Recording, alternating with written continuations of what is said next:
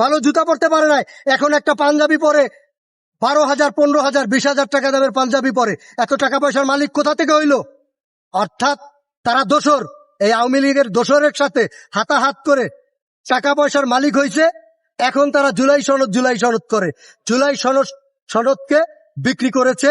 আর এই জুলাই সনদকে বিক্রি করে টাকা পয়সার মালিক হয়েছে তারা। আর এখন বর্তমানে এই 11 দলের কোলে উঠে বসে 11 দল অর্থাৎ এই জামাতের যে মূল বক্তব্য, এই বক্তব্যগুলো দেওয়া হইতেছে এই দালালকে দিয়া। 90 দালাল আবির্ভাব হয়েছে, এই রাশেদ প্রধান 90 দালাল, আর একজন ব্যারিস্টার 90 দালালি করতেছে, ফুয়াদ। এইভাবে করে যারা 90 দালাল এই জামাতের হয়ে বক্তব্য দিতেছে, দেশকে অস্থির করতেছে, বিভিন্নভাবে জনগণের বিপক্ষে বক্তব্য দিতেছে।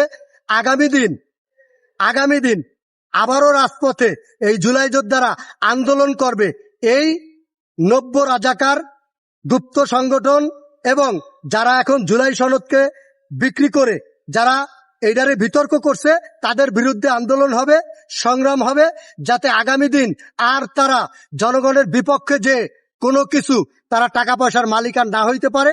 এটার জবাব এই যারা ছাত্র প্রতিনিধি হিসাবে এমপি হয়েছে, পার্লামেন্টে আসছে, তাদের জবাব দিতে হবে। যদি বাংলাদেশের নায়ক থাকে, জুলাইয়ের কোনো যদি নায়ক থাকে, প্রথম সারিতে কোনো নায়ক থাকে, সেই নায়ক হলো জনাব তারেক রহমান, জুলাই যোদ্ধা বাংলাদেশের জনগণের কাছে। কারণ হলো ডক্টর শফিক সাহেব বলছিল, অর্থাৎ জুলাইয়ের নায়ক হলো জনাব তারেক রহমান। আর এই জুলাই সনদ বাস্তবায়ন করতেই চায় জনাব তারেক রহমান।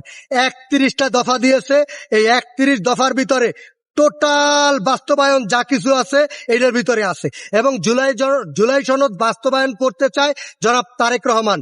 এবং সালাউদ্দিন সাহেব জুলাই সনদে স্বাক্ষর করছে বিএনপির পক্ষ হয়ে, এবং যেই কয়টা ব্যাপারে স্বাক্ষর করছে প্রতিটা ব্যাপার বাস্তবায়ন করবে জনাব তারেক রহমান।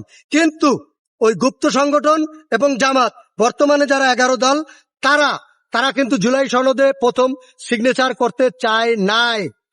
সর্বপ্রথম সালাউদ্দিন সাহেব কিন্তু জুলাই সনদে সিগনেচার করছে, জান্না শূন্যা বুইজা কোন কোন ব্যাপারে আমাদের সংস্কার দরকার, সেই ব্যাপারে আমরা কিন্তু সাইন করছে সালাউদ্দিন সাহেব।